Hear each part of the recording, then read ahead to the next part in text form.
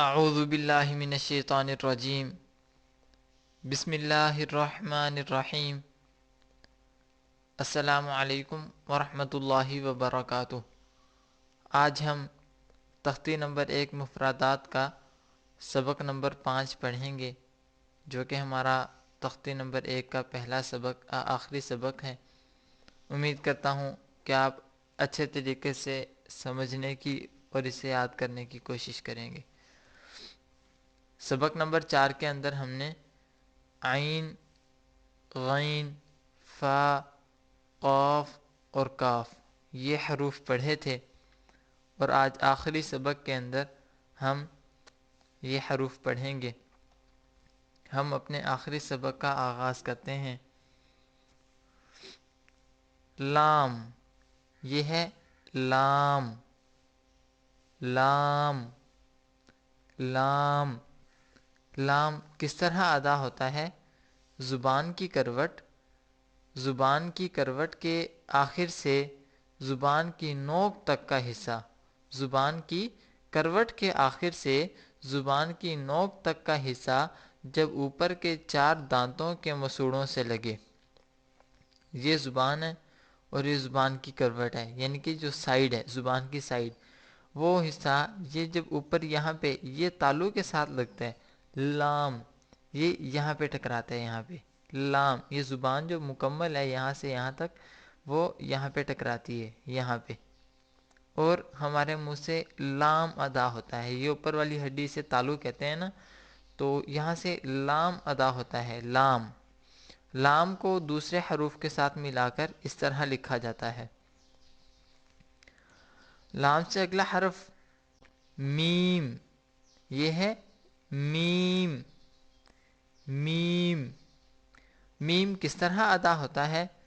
دونوں ہونٹوں کی بیرونی تری کے ملنے سے، دونوں ہونٹوں کی بیرونی تری کے ملنے سے میم ادا ہوتا ہے، اور میم بولتے ہوئے ناک کے بانسا، یہ بانسا جو ہوتا ہے ہمارے ناک کی، یہ والی جو اوپر والی ہڈی ہوتی ہے، اسے بانسا کہتے ہیں، اس کے اندر آواز آتی ہے میم۔ میم بول کے دیکھیں تو ہمارے یہاں پہ ناک میں محسوس ہوتا ہے میم، میم۔ اب میم کا جو مخرج ہے یہ بھی دیکھنا ہے کہ وہ کس حروف سے ملتا ہے۔ با ہے، با، با بولتے ہوئے ہونٹوں کی اندر والی سائڈ ملتی تھی، ہونٹوں کی اندر والی سائڈ، جبکہ میم بولتے ہوئے ہونٹوں کی بیرونی تری ملتی ہے۔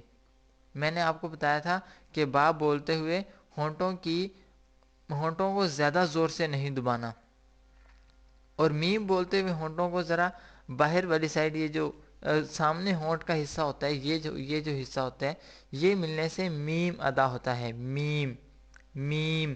میم بولتے ہوئے ہونٹوں کے اوپر ہلکا سا زور محسوس ہوتا ہے۔ میم کو دوسرے حروف کے ساتھ ملا کر اس طرح لکھا جاتا ہے۔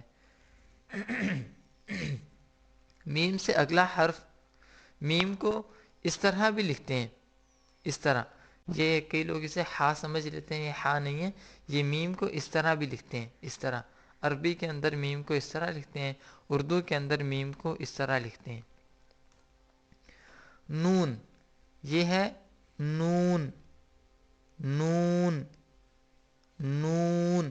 نون کے اوپر ایک نقطہ ہوتا ہے، یا نون کے پیٹ کے اندر ایک نقطہ ہوتا ہے، یہ نون کے پیٹ کے اندر ایک نقطہ ہے۔ نون کہاں سے ادا ہوتا ہے؟ ناک کے بانسا سے۔ ابھی بتایا کہ ناک کے اوپر والی یہ جو ہڈی ہوتی ہے، یہ ناک کا بانسا کہلاتی ہے۔ ناک کے بانسا سے نون ادا ہوتا ہے، نون۔ جب ہم نون بولتے ہیں تو ہمارے ناک کے اندر آواز جاتی ہے۔ نون کو دوسرے حروف کے ساتھ ملا کے اس طرح لکھا جاتا ہے۔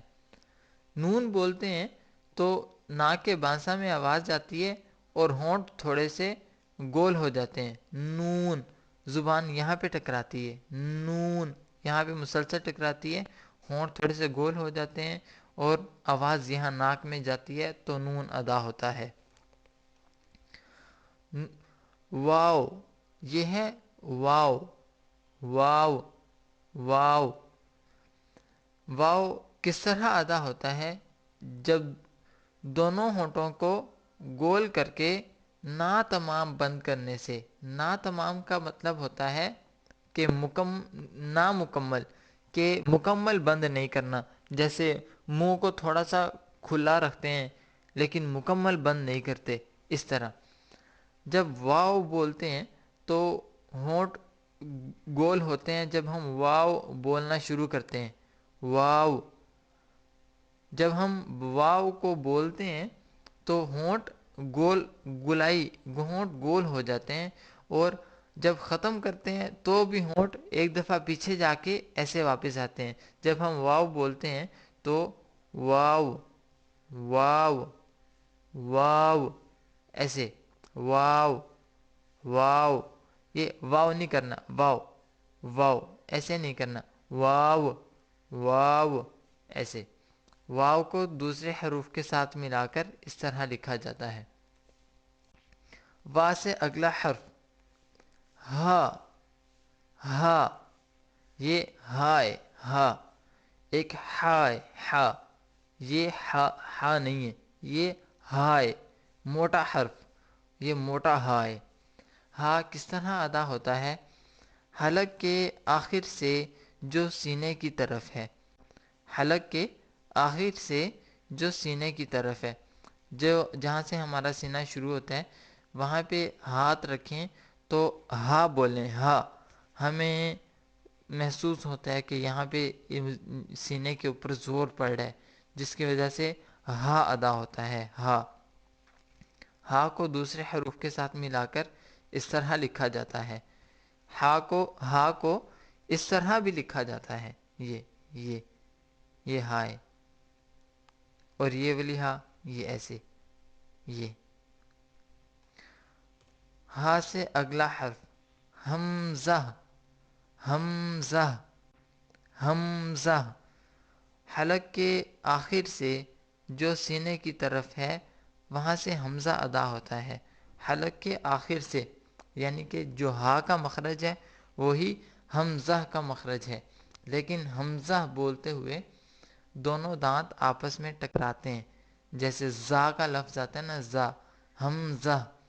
اس طرح زا کی وجہ سے دونوں دانت آپس میں ٹکراتے ہیں اور حمزہ ادا ہوتا ہے. حمزہ کو عربی زبان کے اندر ایسے استعمال کیا جاتا ہے. اگلا حرف اور حروف مفردات میں سب سے آخری حرف یا ہے. یا. یا کئی لوگ اسے چھوٹی یہ یا بڑی یہ بھی پڑھتے ہیں. یہ اس کو بڑی یہ پڑھتے ہیں. یا کو اس طرح بھی لکھا جاتا ہے، اس طرح. کئی لوگ اسے چھوٹی یہ اور بڑی یہ بھی پڑھتے ہیں، لیکن عربی کے اندر یا اور یا ہی پڑھا جاتا ہے، چھوٹی یا بڑی نہیں پڑھا جاتا. یا کس طرح ادا ہوتا ہے؟ منہ کے خالی حصہ کی ہوا سے یا ادا ہوتا ہے. یا. یا جب یا بولتے ہیں تو دونوں دانت آپس میں قریب آتے ہیں اور ٹکراتے نہیں ہیں. یا ٹکرا بھی ہلکے سے ٹکراتے ہیں لیکن زور نہیں لگاتے. یا. یا. یا. یا کو دوسرے حروف کے ساتھ ملا کر اس طرح لکھا جاتا ہے. یہ آج ہمارا تختی نمبر 1 مفردات کا سبق، تمام اسباق ختم ہو چکے ہیں. امید کرتا ہوں کہ آپ کو سمجھ آیا ہوگا.